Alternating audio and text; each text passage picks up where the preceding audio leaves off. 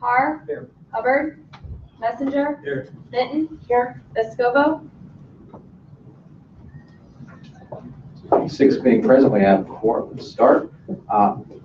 We have 7 bills to hear today. They're all related to the general topic of ethics. We're going to handle this in a similar way for which this committee, we have some crossover members from last session, handled, I think, Medicaid bills, and I think a couple other areas where we have a bunch of bills on a single topic, and that is we will open the floor on all of the bills from a single sponsor at one time, give members of the committee a chance to ask questions individually to the sponsor for each individual bill, and then open it up for testimony to members of the public on the 4 bills as a whole, asking if you're testifying to specify which particular bill you are testifying to, rather than have 7 separate instances of people having to come up and back, up and back. We'll do it all in one go through. Are there any questions about that procedure, which we followed in the past? Seeing none, we will proceed. Representative Rowden. We'll open the hearing on House Bills 221, 223, 220, and 225. Your odd bills. Your odd numbers. That's about right. Thank you, Mr. Chairman, members of the committee. For the record, Caleb Rowden, representing the 44th District. Start out with House Bill 221, which is, all of these actually are fairly simple in nature, I think. House Bill 221 reenacts a provision that was previously in law before being thrown out by the courts of 2010. Simply says that any contribution in excess of $500 is received by a statewide official or a legislator or candidate for those offices during our session has to be reported within 48 hours. I think given the nature of the work we do in Jefferson City and the wide variety of issues we encounter, this is a good common sense measure just to give a little bit broader view to the general public about the work that we're doing. And that is basically the gist of that particular one. So we take questions now, Mr. Chairman, or go through all of them? Go with the questions. Yeah, we will take any questions. You said, was that a Hammersmith problem? Yep. Okay. Questions of the sponsor on House Bill 221. Representative Minton. Thank you, Mr. Mayor. Proceed. Good afternoon, Representative. I have a question about the drafting of paragraph 2, and really my question is, are you amenable to tightening that up? In that, wait a minute. Actually, it's page 1, line, I guess it starts on line 130.044. Okay. All individuals and committees required to file disclosure reports shall electronically report any contribution by a single contributor which exceeds $5,000 to the Missouri Ethics Commission within 48 hours. Some might interpret that you're talking about contributions to the Missouri Ethics Commission, which certainly wouldn't happen, but I would like to know if you're okay with sort of moving that around, because language it's different in every other paragraph and it doesn't have that issue. So in other words, if you go to the next paragraph, it says, shall electronically report any contribution exceeding $500 made by any contributor to his campaign committee during the session.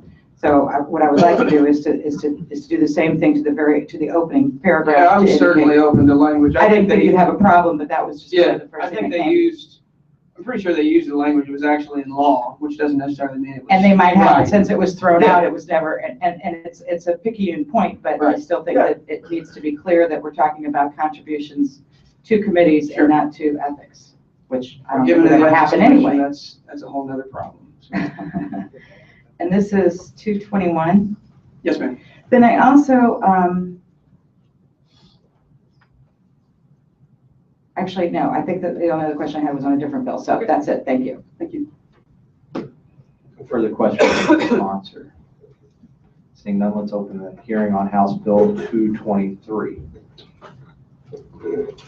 House Bill 223 is another fairly simple, I believe, reform bill. It stipulates that any elected official whose name, voice, or likeness is used in a public advertisement paid for with any source of public revenue, must include a disclaimer letting the public know that taxpayer funds were used to produce or buy ad space for that particular advertisement. I think we've seen a number of cases recently. I've seen a few of them where pretty prime real estate ads have been bought for Mizzou basketball games, Mizzou on TV and radio, and some other instances I've heard of where some pretty prime real estate was being used for some of these ads, and certainly the ads themselves aren't ill-advised, and they're highlighting things that particular office is doing. But knowing the amount of money it takes to purchase those spots, I think one can make an argument that these office holders are possibly utilizing public funds to maybe boost name ID that would obviously be beneficial to them come re-election time. So it's certainly not the intention of the bill to stop the practice, but again, just to provide more clarity, a fuller picture to the folks in Missouri of how these ads are financed. And I would assume that if this passes, that it would probably make a statewide office holder think twice before doing it, and they certainly still may. But again, if they do so, and it being their prerogative, the public, I think, has a better understanding of how it's being financed and is able to judge that accordingly. So with that being said, I'd definitely be willing to answer any questions. Questions and response regarding House Bill 223. Representative Minden, proceed. Thank you. I have a couple of questions. Sure. And honestly, in full disclaimer, I have not gone to check the definitions myself. So they may be there and I'm just not aware. Sure. But for instance, the language uses the term any elected official. Mm-hmm. And I don't know if that's defined someplace else in statute, if it's confined to representatives or statewides or senators. But for instance, I have a husband that happens to be a member of a school board. So does that mean that when the board sends out a letter saying, by the way, someone tried to kidnap a kid in our district, that must have the disclaimer? Because it's signed by an elected official in his capacity as the president of a board of education. Well, I would assume that, and I don't know this for sure, it begs a question that probably needs to be answered, but I would assume the communication by an entity as opposed to a communication by an individual. Well, what's the difference? That's my question, is that it's being signed by an individual. And that's sort of, Sure. That's my concern. I'm not trying to argue That's a fair point. the policy, but I do have concerns, again, it's more technical about the language, how far it extends, whether the term elected official is in fact defined. If we need to tighten that up, Exactly. Does this mean also that, for instance, all of the representatives, I assume, send out publications as part of their duties here? And that can range from, I've done a survey, I suspect most of us have, to information for senior citizens. Would all of those communications then also have to have the disclaimer? Yeah, it is my understanding that it would. Okay. So I guess that's my, you mentioned Mizzou, prime advertising, and that's kind of what I'm just curious about. What's the problem and to how far it extends and how does this fix it? I guess that's really the broader question. I'm not sure I understand the question. Well, are we concerned about Mizzou football? Are we concerned about my legislative reports? Are we concerned about my husband's school board letter saying there was an attempted child abduction? Well, I think that if there is a circumstance in which a large amount of taxpayer dollars are being used in any particular case to, it's one thing to send out a legislative report to someone's district. It's another thing to buy, I think, prime real estate on a sporting event that's going to go out to potentially, tens of thousands, hundreds of thousands of people. And again, this is not meant to, I'm not trying to chastise anybody. I'm not trying to say that this practice can't continue, but I do think in general, we're talking about ethics reform, we're talking about more transparency. I think the process of folks, our constituents having a broader understanding of how our system works and how ads are being purchased, how things like that are coming about, for them to have that knowledge, in my mind, is a good thing, regardless of who it is. And I have no issue with the transparency of it, but again, and I don't know how, for instance, what is disseminated to the general public. If I have a senior newsletter that goes out to 100 constituents or a senior newsletter that goes out to 5,000 constituents, Are they both general public? If I have one happy birthday letter to one constituent that's paid for with a stamp that I bought from my 700 account, do I have to have the disclaimer on that?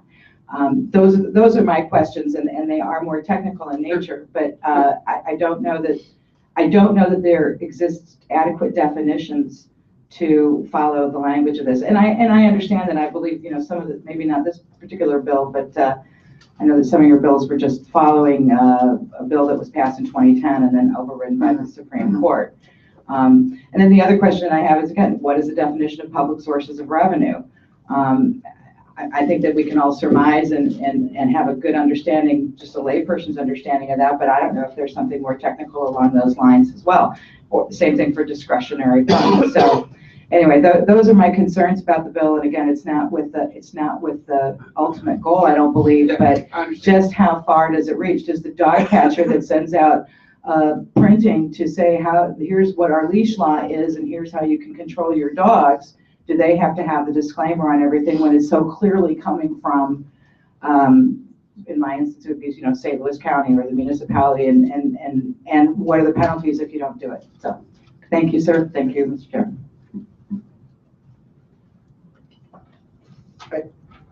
Let me comment or question. Let's talk about that, because I think there's multiple ways to, you've identified issues with the definition, which I think the sponsor would agree to. There are multiple ways, I think, to get at that problem.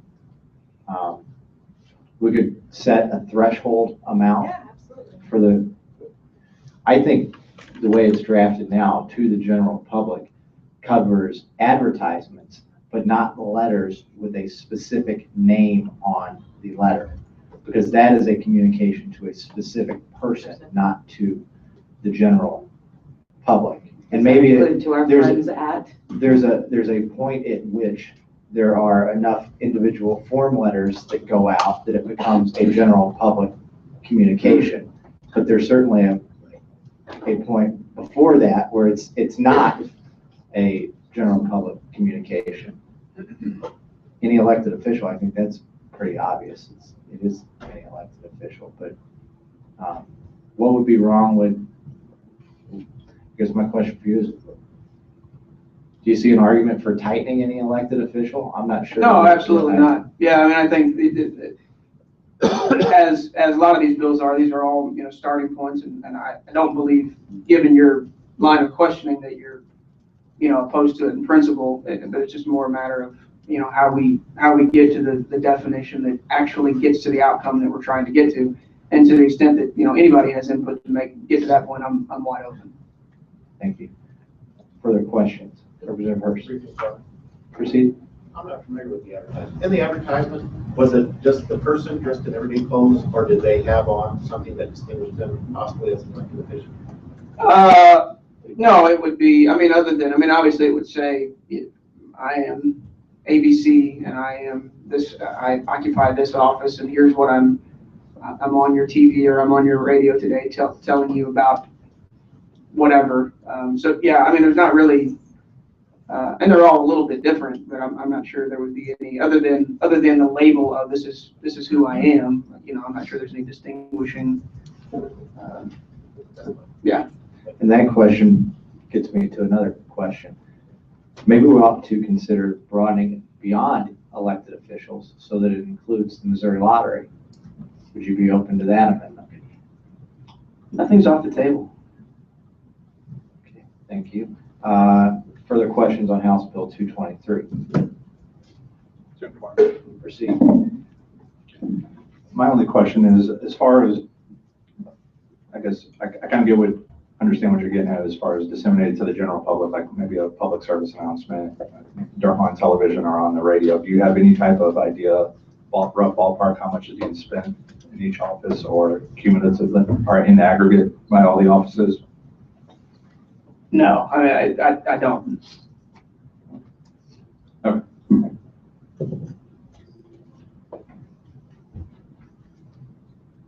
While we're publicly identifying issues, the attorney, here's another issue to consider.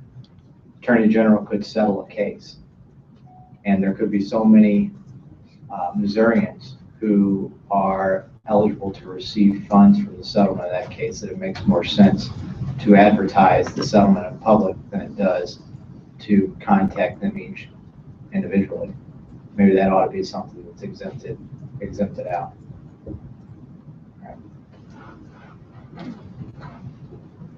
Now we'll open the hearing on House Bill 225. House Bill 225 has two main components. The first stipulates that any person appointed by the governor to board or commission that requires Senate confirmation must file a financial interest statement as well as provide a listing of all their political contributions to a candidate or committee in the previous 4 years. The information is compiled by the Ethics Commission, passed through the potential nominee to the President Pro Tem of the Senate. The second component simply says the governor shall not appoint or offer to appoint any member of the General Assembly to any position and attempt to influence legislation. I think that one pretty much speaks for itself. I think these are two, again, needed elements to provide a little more clarity and transparency in this case to the gubernatorial appointment process. We've had a few instances that come to memory in the last 6 or so years with folks making accusations of quid pro quo in the governor's office and some questionable timing of appointments, etc. And while I certainly have no knowledge to speak of the true nature of those instances, it seems like common sense, especially in the financial realm of as far as contributions go, just again to provide some more context, make sure that the Senate has all the information that they need to make the right decision on whether this person can be appointed or not. So again, pretty self-explanatory. Let's take any questions. Representative, proceed. Isn't this information as to the political contributions already readily available to every member of the Senate and every member of the general public by just doing a search? Sure. So, I mean, I don't know that I necessarily have a problem codifying that, but it just seems to me that if it's already available, anybody that wants to politicize one of the gubernatorial appointments or make hay out of the contributions that were made, that can already be done. So why is it that the nominee then has to do a request? And I don't even know to whom the request is supposed to be made, to whom is, I guess it says from the Ethics Commission. So they make a request from the Ethics Commission, and then the Ethics Commission shall deliver it to the nominee, who then delivers it to the President Pro Tem. I mean, at a minimum, it seems to me that it could go directly from ethics to the President Pro Tem and cut out the middleman. But more importantly, again, why are we making this requirement of the Ethics Commission when I believe that I can search Mitten and come up with every contribution I've given personally or my husband's given. And so why do we have to codify it? Well, I think for one, it probably ends up being more for the good of the general public maybe than it does for the good of the Senate folks have staffers that are, able to do those things and have the knowledge to know that those things are available. I think a lot of people maybe that follow politics not as closely as we do, maybe don't understand all of the resources that are available to them. And again, this is, as we talk about, and I think the bills that Representative Barnes is going to introduce today, this is a wide view of ethics reform as a whole. And I think that there have been some instances where, maybe this information is useful and provides context not only for the Senate that is obviously making the decision whether to confirm or not, but also just to the process and to the context for the general public. And so we're doing that. We do that a lot or we want to do more of that for the work that we do at the legislative level. And I'm not sure that's a bad thing to make available for executive as well. Well, and not to be too contrary, but it is Monday. How does it help the general public if it's in the hands of the Senate of the President Pro Tem? Well, I think it's information that inevitably probably, if it's information that would cause the Senate to pause, have concern about a particular appointment, inevitably that's probably information that gets out to the general public. You don't think that they're already doing this? Well, I'm not sure that, I'm sure they maybe do it in particular instances. I'm not in the Senate, so. Is there a fiscal note? Not that I'm aware of. Have you requested one? Yeah, I actually do have a fiscal note, and it's zero, And it's zero? right here. Thank you, Mr. Chair. Does that mean you're going to be less contrary on Tuesday? No. Representative Barr. To Barr, proceed. Philosophically, like the bill, my only question is on section 105.1420 about governor not appointing or offering to appoint. How is that in any way different than 105.452 where it says they promise to pay or receive anything of actual pecuniary value? It seems like 105.452 covers this exact quid pro quo that 105.1420 attempts to cover, but maybe in a slightly more general way. I don't have the other one that you mentioned in front of me. And if I heard you right, it would probably, that probably is aimed more at the legislator. Is that correct? It would appear to be. So it probably hits the same objective. This one is obviously aimed more at the governor than it would be the legislator. So Takes the other side of the equation. so maybe we have, maybe it does the same thing, or maybe you cover both sides of the coin. Okay. It possibly we could, I mean, I don't really care as long as we get to the same result. It seems that 452 seems to be attempting to do somewhat the same thing as 1420. Maybe we could put those in the same stage. Yeah.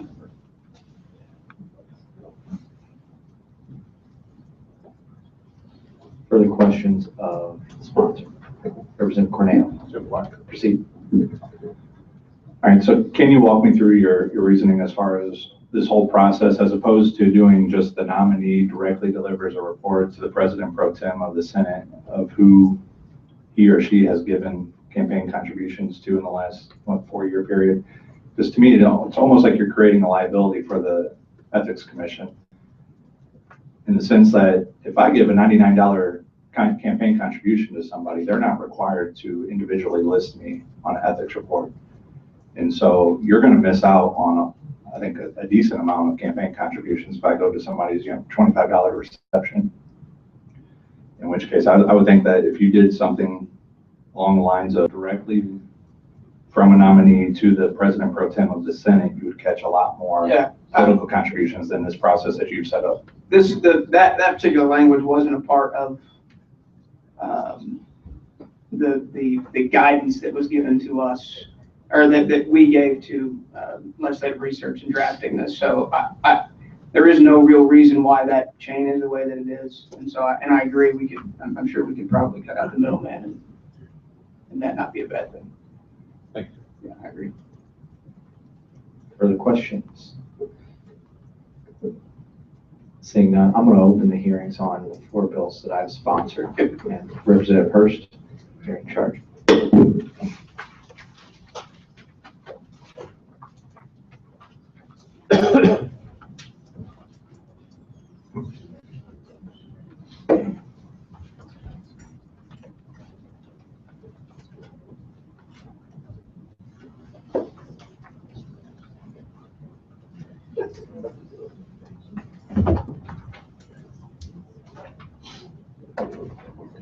Thank you, Mr. Chairman. House Bill 226.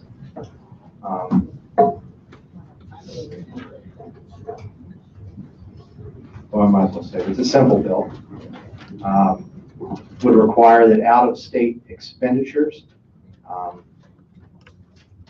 incurred by a lobbyist on any member or member elected to the General Assembly or other person holding an elective office in state government has to be reported within 14 days of the time that it occurred. Requires the Ethics Commission to update its electronic filing system to accommodate the new time limitation. Under existing law, these items are typically included in a personal financial disclosure at the end of the year, or they might be included in a quarterly report. It depends, I think, on the nature of the expenditure. If there are questions, I'd be happy to answer them on House Bill 226. Thank you, Representative. Any questions for the sponsor?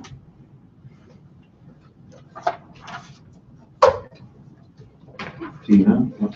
Okay, I think, and I think this might apply to one of your other bills as well, Representative, which is we're talking about expenditures by lobbyists, but not necessarily expenditures by the principals. Am I getting that right, or am I missing something? As drafted now, says lobbyist, I'd be open to including a principal as well. And then does this have,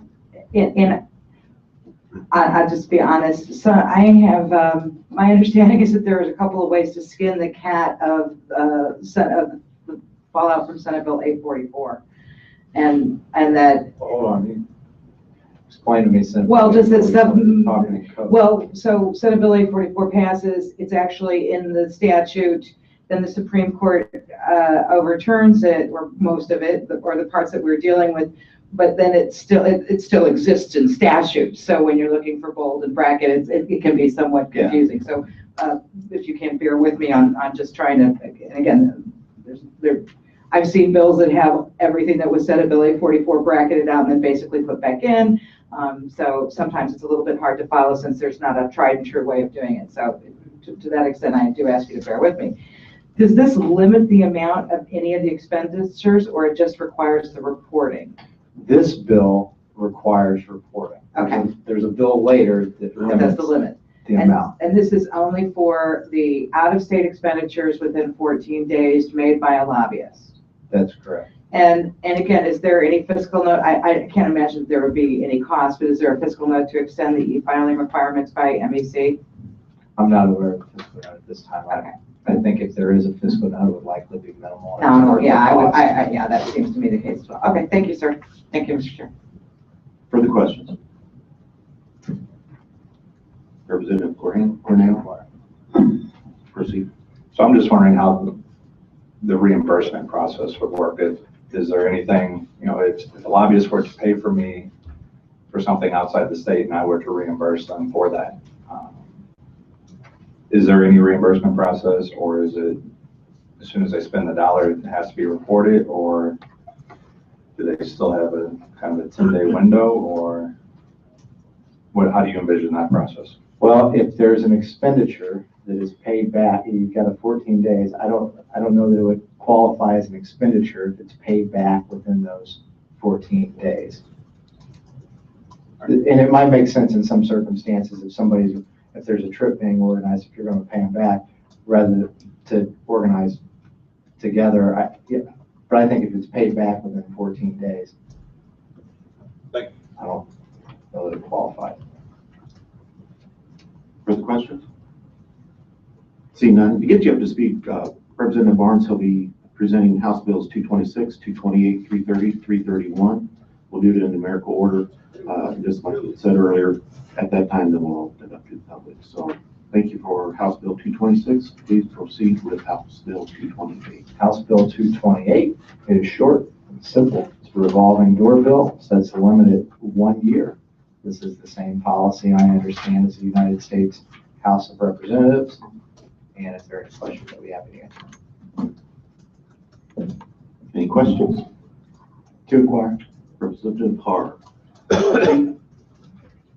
Philosophically, again, like it, how does this in any way interfere with the right to contract in Missouri?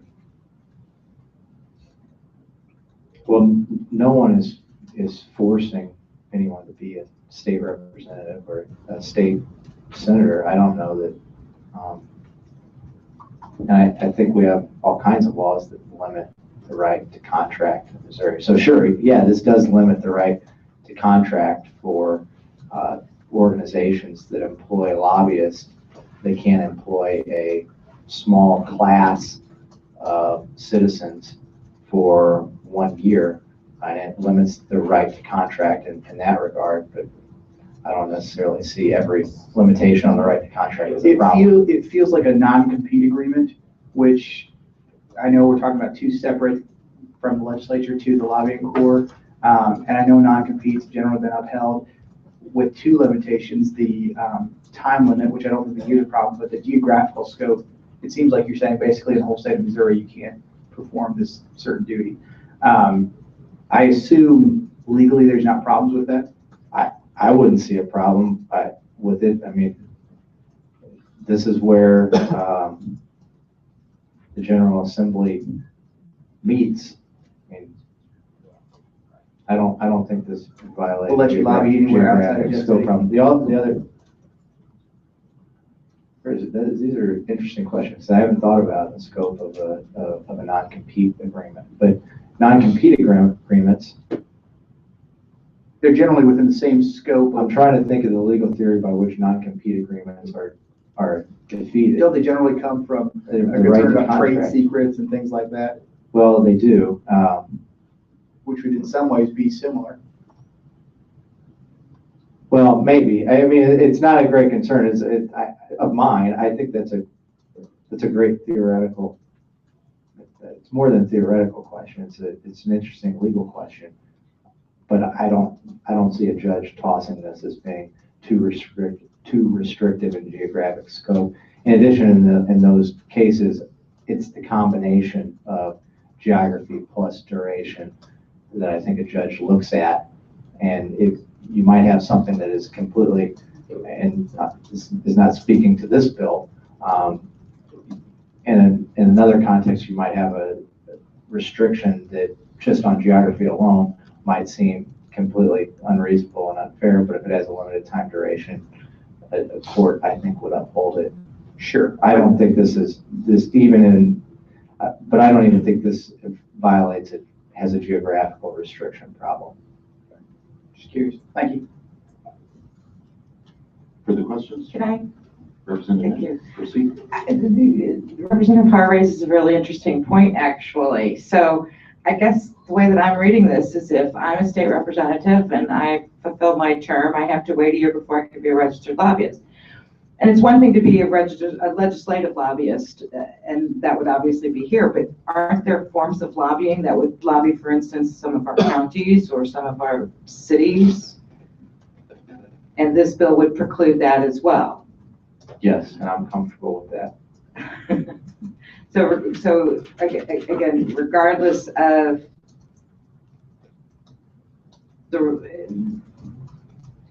regardless of what your prior relationship may or may not have been before joining the General Assembly, you might not be able to go back even to your old job for a year.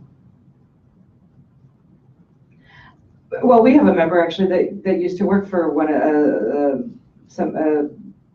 I don't know if it's the city of Kansas City, but within one of, in a large city's office. Yeah, we have several. And so I guess that would come back to the same thing, is that I understand you might not go back to the, say I'm, say I'm Mayor Slay's chief of staff. I then become a state representative and I leave and I want to go and lobby on behalf of the mayor or lobby on behalf of a private entity within the city of St. Louis. And again, this is purely hypothetical. Your bill would preclude me from doing that for a year. Yes. But it would not preclude me from going back to being the chief of staff, or is that a lobby? You know what I mean? That's certainly an advocacy position. If you're not. If I'm not required to file. Yeah, setting foot, To register. working the halls, working the rotunda. Okay. And then what are the penalties? We need a penalty section, don't we? And who violates, who monitors, who watches over this? Well, it would be the Ethics Commission. It would be my idea, and I think by the statute it's there, but we need to clarify that in the bill. Thank you. Oh, actually, can I go back to the prior bill? Is that okay? How long can I think about this?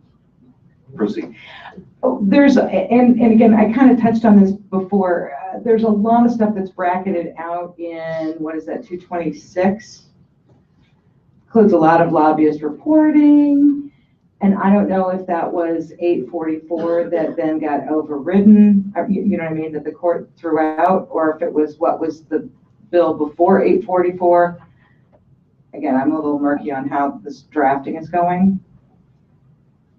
I guess my question is, it seems to knock out a lot of stuff that looks pretty good to me. So I'm kind of curious how that's going to work. And my request of drafting was to add this paragraph, and I was told there's cleanup from the prior bill, which we talked about things that are in statute, which aren't really in statute. Okay. Shouldn't, because the reviser can't delete things from statute. Now, I'm more than willing to go back and double check and make sure that everything that's bracketed indeed was part of the bill that was thrown out with Hammerschmidt problems, and we're not throwing something out inadvertently. But my understanding is those brackets relate back to the problem we have, not just with this bill, but a lot of bills that the reviser, and we don't want the reviser to just start willy-nilly deleting stuff in the statutes. Right. But then the legislature has to come back after certain Supreme Court cases and delete stuff that really Or to aren't. put it back in. Or we could put it back in. If it's a Hammerschmidt problem, we could put it back in. That's right. And that's really my concern, is that are we deleting stuff that was good policy when it was passed in 2010, was thrown out because of the Hammerschmidt issue? And I understand that from personally, technically how I would do it is again, bracket it all out and then basically put it all back in because it's already been passed once. And apparently if it was good policy in 2010, I think for the most part, it's probably good policy now with some technical tweaks. So that's what I was curious about, and we can talk about that later, but I just wanted to touch base about it. And I'm open to that. Part of I think the reason we filed 7 bills here is, No Hammerschmidt. well, that's right. I get away from Hammerschmidt, but also bills in this building on big topics have a tendency to get unwieldy and die of their own weight.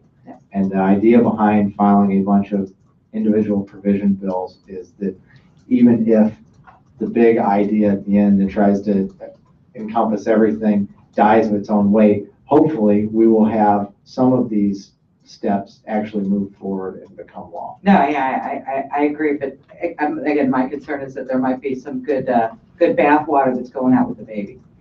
Thank you. Thank you. Other questions? I would like to ask just a brief, not being an attorney, I appreciate what you're doing. I appreciate your expertise. Would this be unique to the state of Missouri, or has this been tried in other states, and what were the outcomes of 228, that is. 28? I believe this is the rule in the United States House of Representatives. I don't know what the rules are in other states, but it makes sense to me. I think it makes sense to the average voter that when somebody runs for office, they run for office for the purpose of serving the people of this state and not as a stepping stone to a job as a lobbyist working the hallways or working the rotunda. I also think there are instances in which legislators have moved to those jobs who we know there's no impropriety there with those representatives. There are others, I think, who might have done that, for whom we might think there might have been impropriety at some point. And at the very least, in every single one of those examples, to the general public, there is certainly the appearance of impropriety. They don't know, they don't have everyday interactions with some of the folks that might go from this job straight into lobbying. And so all they see is, Representative X went to work for a lobbying organization Y, and that doesn't look right. And sometimes it isn't right. And this gets at not just the improprieties that sometimes might happen, but even the appearance of impropriety. It's an attempt to erase even the appearance. Very good. Representative. Just an observation, I actually think in the majority of states, this is the requirement. The vast majority have at least a 1-year requirement, some go 2, and I think one state even has a 5-year cooling off period. Thank you. All right. Thank you, Representative Barnes, for 228. And I'm glad you brought it to the attention of people. I think it does need to be looked at. With that, we'll put that on hold for now. We'll move to House Bill 330. House Bill 330 is a gift ban for items over $30. No member of the General Assembly or such member, staff, employee, spouse, or dependent children shall accept any tangible or intangible item, service, or thing of value over the amount of $30 from any lobbyist as defined in section 105.470. This is pretty simple. There are, however, I think there are lobbyists in this building who have spouses and daughters and whatever who are legislative assistants. There might need to be some exceptions for consanguinity, and they brought those to my attention. Although, and affinity, exceptions for some affinity as well. Although for some cheap husbands, this might be a get out of Christmas free card.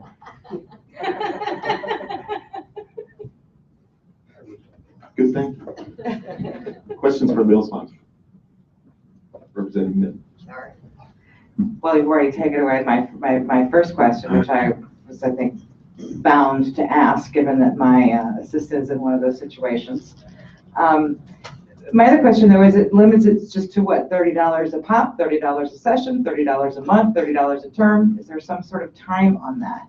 You get, This relates to individual gifts. So so, it is individual gifts. There's no no. session cap or annual cap, but I'd So be, I can I'd still be have a open- $30 a day dinner. I'd be open to an annual cap. And then I have my notes to say page 7, line 108. This is one of these longer ones. And we're probably back to, again, how to skin the 844 cat.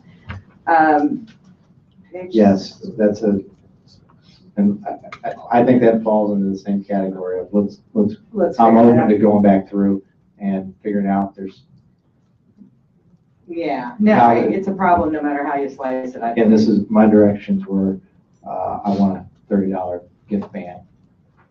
And then you delete the out-of-state travel, and I understand that that's covered in the other, in which one was that, 220? 226. So a lobbyist could still spend more than $30 on out-of-state travel, or would the $30 limit still apply to that? Well, hopefully both will pass, and the $30 limit would apply to out-of-state travel. But if the $30 limit passes, well, if the $30 limit passes, then there's going to be a limit on $30 whether you're in state or out of state. If the out-of-state bill passes, but the $30 doesn't, then obviously there's not a limit on out-of-state, No limit, but reporting. but reporting. Hopefully both pass through both chambers. Thank you. Thank you, Mr. Chair. Thank you. Further questions? Representative Poe, Tim Clark. proceed. Do you have an issue, or do you think we should put exemption in there for family members who are lobbyists? Well, that's the,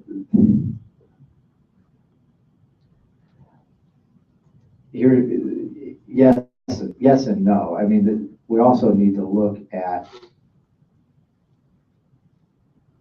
and I don't know how we define this. I mean, so spouse has been lobbyist for 35 years. Other spouse is legislative assistant, has been for a long time as well. Didn't get that job because of lobbyist spouse. That's a situation I think the ordinary average voter looks at and says there's no impropriety there. On the other hand, if you had a situation, and I don't know of any off the top of my head, where a member gets elected and all of a sudden spouse becomes lobbyist for 12 different organizations, that's a problem. And maybe I think the fact that somebody came to me and said, hey, we've got a problem, a consanguinity and affinity problem here, and I agree with it, has also raised the issue of extending the lobbying ban beyond elected officials if the spouse or relative was not previously engaged in that occupation. And I'm not sure I'm skilled enough to draft it. No matter how we draft it, there's going to be a way for people to get around it.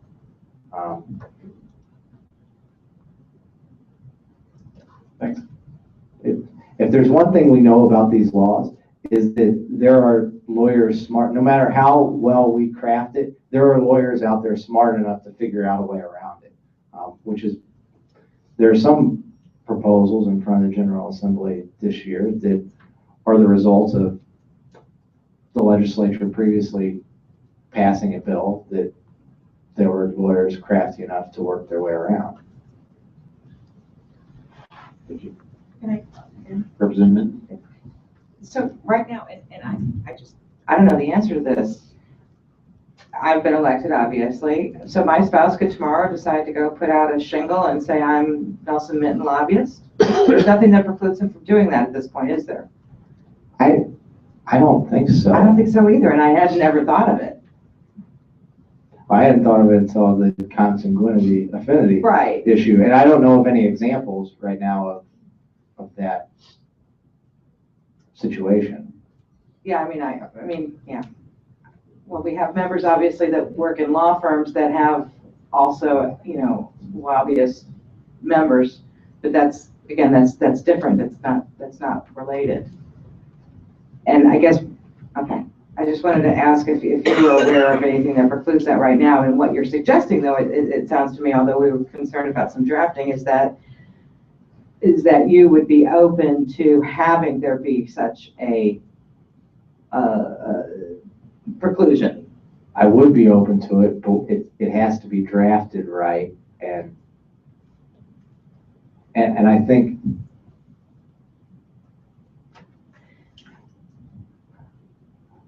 you can take the first craft at. No, I mean, first well, I'm thinking the same thing, though, drafting. but what if my husband was a lobbyist before I decided to run? And I don't know if that's, Well, we have members in that boat as well. I think that might be that probably falls into a different category. You're talking about a person who becomes, I think the appearance of impropriety or the actual impropriety comes into being when you have a spouse who otherwise was not a lobbyist and otherwise never would have set foot in this building, and then their spouse gets elected and all of a sudden they've got 10 clients. Right. Okay, thank you. Very good. Other questions? To continue along that line of thinking, though, even if their spouse previously was, or any family member previously was a lobbyist, there's nothing to preclude them from suddenly going from one client to a dozen clients. That's true. So, I mean, the same concerns could apply whether or not they were previously identified as lobbyists. That's true as well. I love this thinking out loud stuff. The frustration of unintended consequences, but it's good that you brought it up. Other questions? Representative Minton, I believe, is going to take the first crack at drafting. Did I just get voluntold? It is frustrating, though, as much as we try to discourage bad behavior, sometimes it's almost as if we give incentive to a certain few to take advantage of it, so that is discouraging. But thank you for that. If no further questions, we will move to House Bill 331. Representative Barnes. House Bill 331 prohibits members of this body from being paid political consultants of other members. There is a drafting issue with this one. Proposed 105.453 says no member of the General Assembly shall accept or receive compensation of any kind as a paid political consultant for any candidate seeking the office of state representative or state senator or any current member of the General Assembly. I think we need to ensure that this talks about payments from candidate committees as well as the actual state representatives or state senators. It's not a huge drafting issue, it's just a little cleanup to make sure we get at the actual intent. Good. Questions? Okay, I have a couple if I can. Representative. My first question is, and I know you're probably not going to like this question, is why are we limiting this to elected members not being able to also be paid political or paid consultants? And this comes about with with staffers. So we have staffers that are here and during the year being paid by the state of Missouri, and during the summer, I don't know if they're taking leave of absence or whatever, but they're also being paid. They're being paid both by the state of Missouri and for being paid by campaign committees. And that to me is an equally disturbing issue as far as I'm concerned, that we have sort of people feeding at both ends of that trough. Well, Is that not a concern of yours? staff are not deciders in this building, and this gets at limiting deciders. So what's the problem then, I guess, with deciders also working on other people's campaigns? Well, if you have a member who is a campaign consultant that it has the power to kill or move along legislation that is sponsored by one of their clients, there's certainly the appearance of impropriety when that member with deciding power over that legislation gets to decide whether it moves on or not, when there might be a political advantage to letting it pass for their client.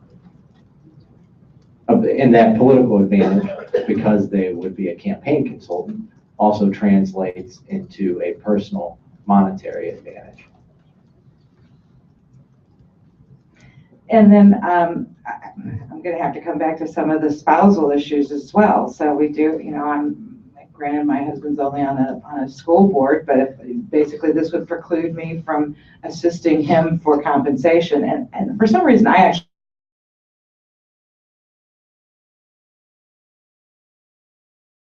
been a really big expensive raise that he's going to pay me for my help, but that I would be precluded from being compensated as a result of his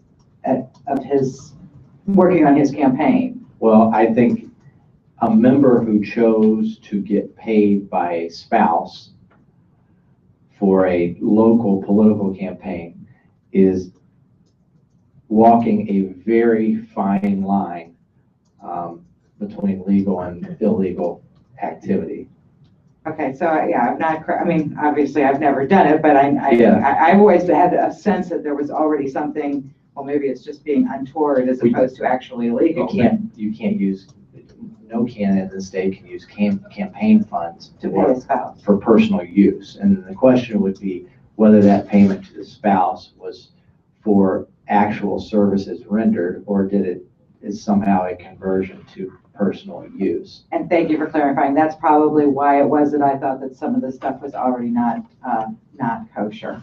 Thank you. Other questions?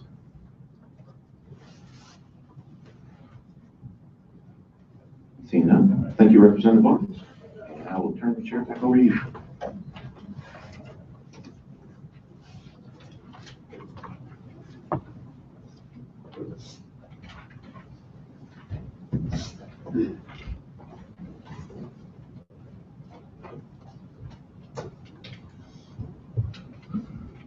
Okay, to clarify the MO here, it is, if you're coming up to testify, be prepared to testify on all of the bills for which you wish to testify at one time, and we'll go in order of the bills for which you wish to testify.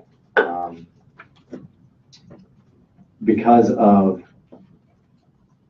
we have it with 7 different ways, I'm not going to call people up by those who are in favor of those support, because you might support some and oppose some. So can I get a show of hands of how many people are planning to testify?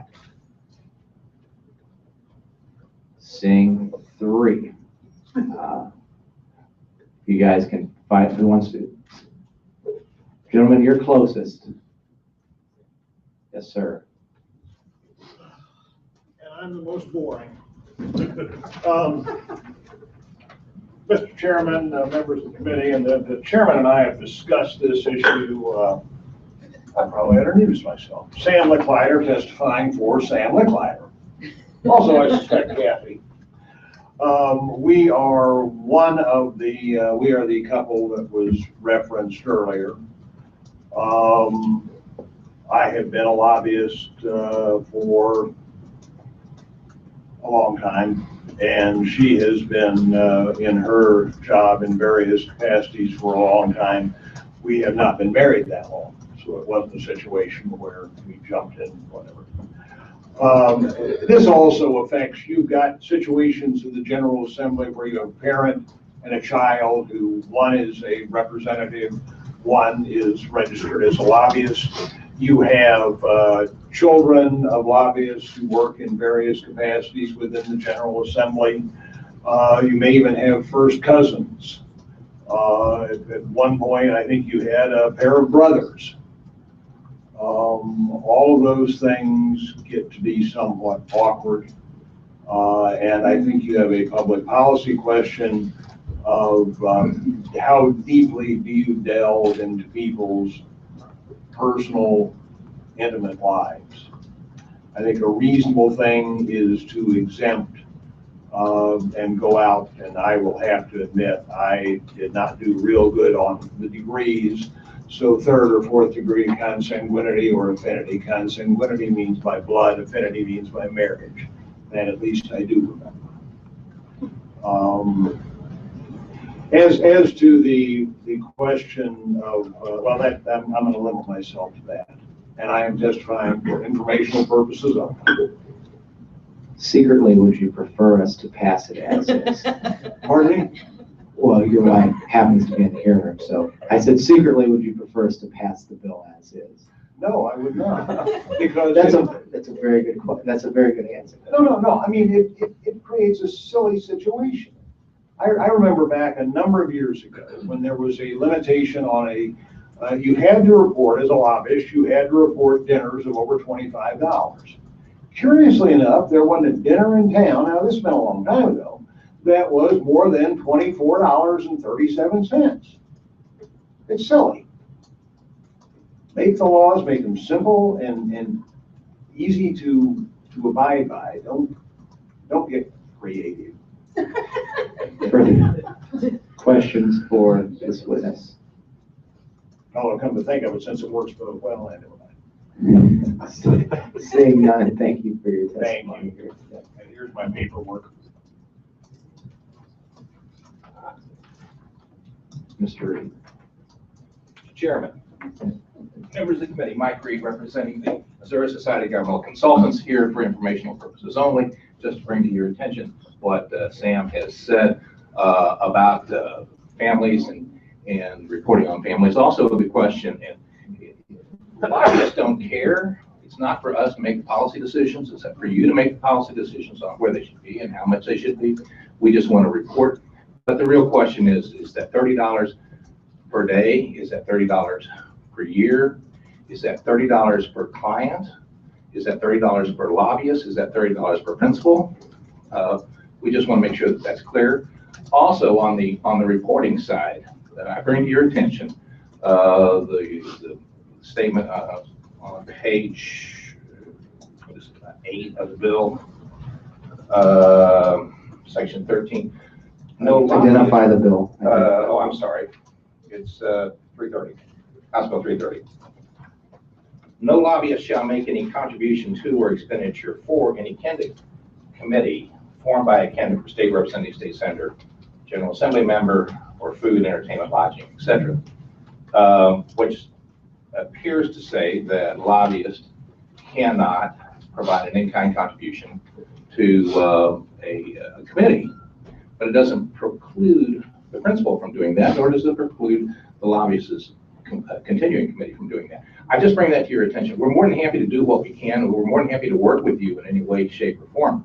Also, I also bring to your attention, if you're going to work on this, section 105.470, the definition of expenditure, has in it a provision that says an expenditure is not an expenditure if it's within a certain degree of consanguinity. The word affinity was not put in that part of the statute at the time. It was a mistake that was done. It was put in originally, that section was originally put in when a senator, representative and senator, turned out and became a lobbyist, and his spouse became a representative. So, but we're more than happy to work with you in any way we can to clean it up. You know, from the lobbyist side, we just want to make sure that the reporting is clear, accurate, and we follow the rules. Thank you, gentlemen. Questions of this witness? Seeing none, thank you for your testimony today.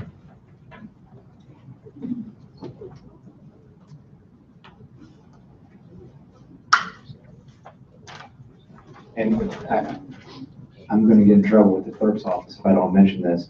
You have to fill out a witness form, gentlemen. Everyone has to fill out a witness form. I don't want to be lashed upstairs. So We have to fill out one for each. you can fill out, I think we can get by with one, and you can list all the bills you're testifying upon in that one, although I'm risking a lashing from the clerk's office on that as well. But go ahead. My name is Susan Cook, and I'm here on behalf of Empower Missouri. And I have written testimony from our executive director, Jeanette Mott Oxford, who is actually parking her car and running into the building trying to get here in time. But I have written testimony to present on her behalf that we support each of the bills, except for 228. We're just testifying it for informational purposes only. And if I would have talked slower, maybe she would have made it. She's on her way.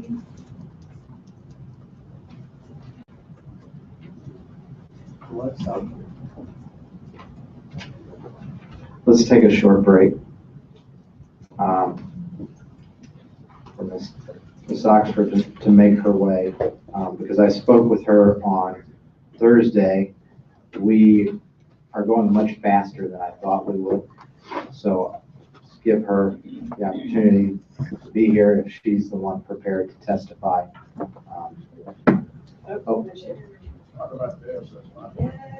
Speak of the devil. We were about to pause for you, Representative. Devil?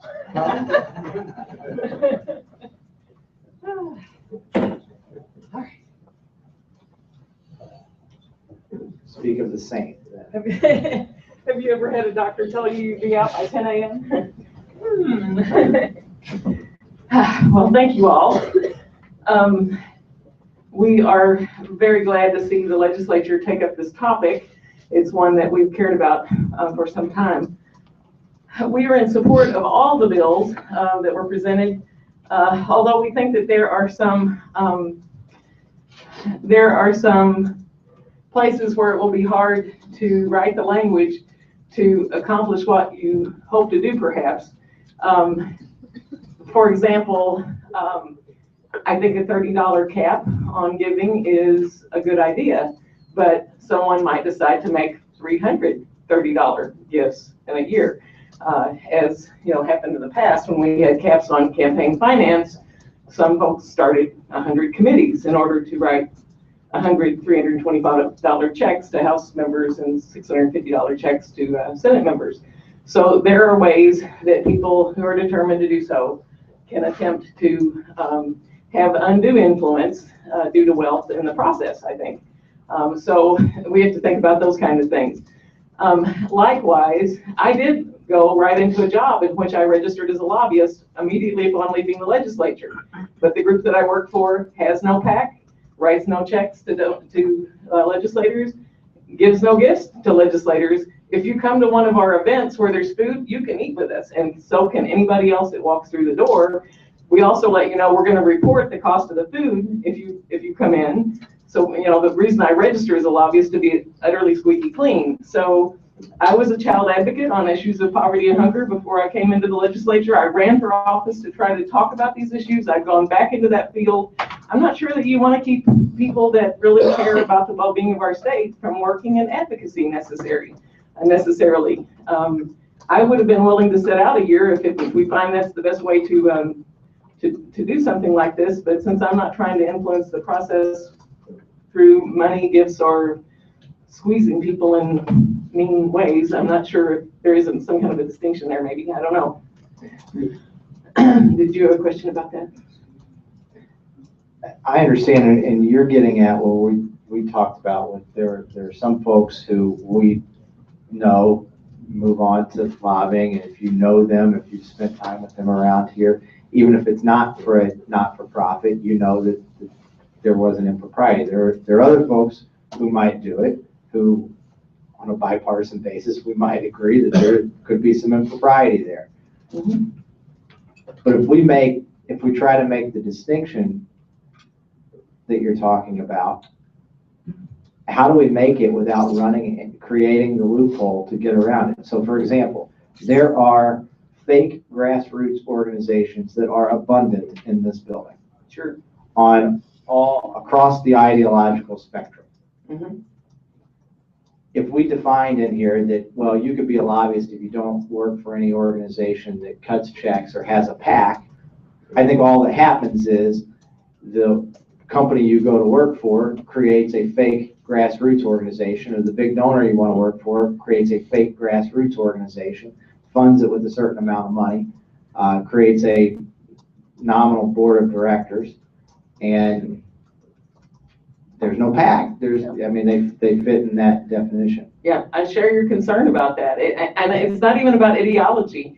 You know, I have colleagues that are in this building that work on sides of issues that I would never agree with, but I support their freedom of speech to talk about those issues entirely. It's when we do things like, well, you know, promise people salaries after they leave office that have really large numbers of digits in them, or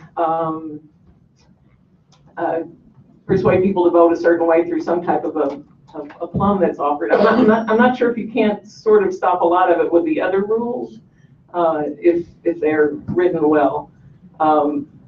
I have no problem with people coming here who've served here because they have valuable things to say. In the era of term limits, they're, you know, shutting down someone's expertise should they have sincere expertise to share on any topic, even if it's, say, Mr. Bearden, who I disagree with vehemently on taxes. I still want Mr. Bearden to be able to speak. I'm not arguing of a free speech enthusiast, but it's the ability to squeeze others through money, through promises of positions, various kinds of statuses in which you can wield enormous kinds of power and influence. I think that gets at the heart of the problem. Stopping someone who say,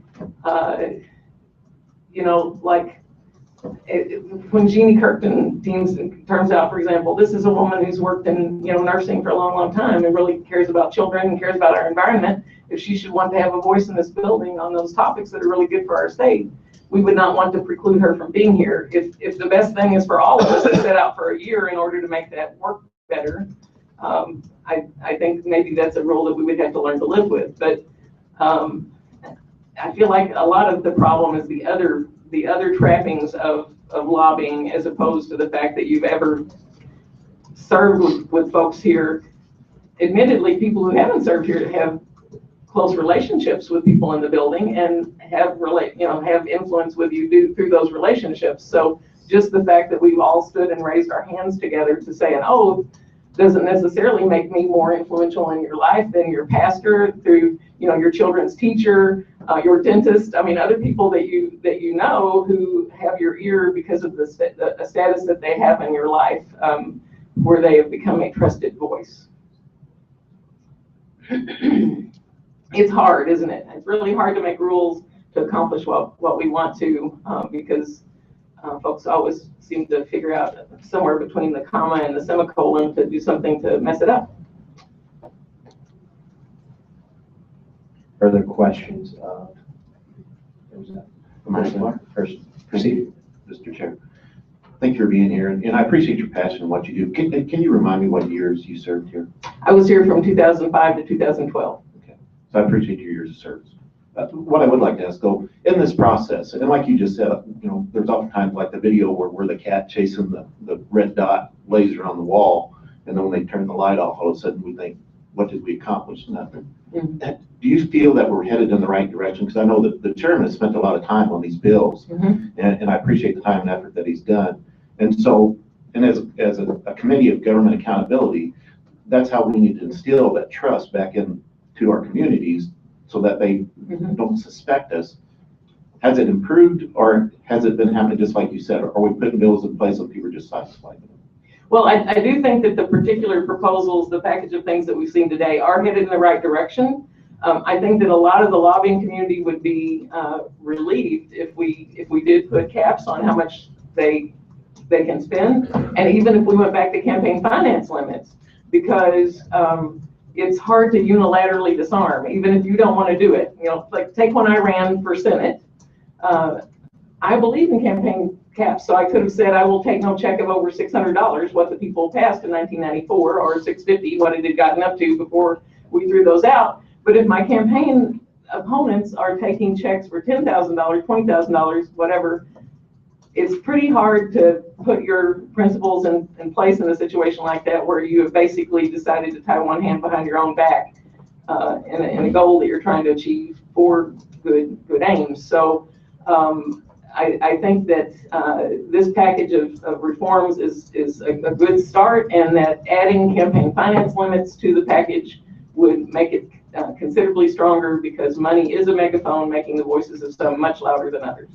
But just like you said, if we take that item from each side, so it's not a partisan issue, Mhm. to where, like you said, you would think the lobbyists would be relieved, because then they're competing on an even scale. Right. It's costing them less, it's costing their members less as well.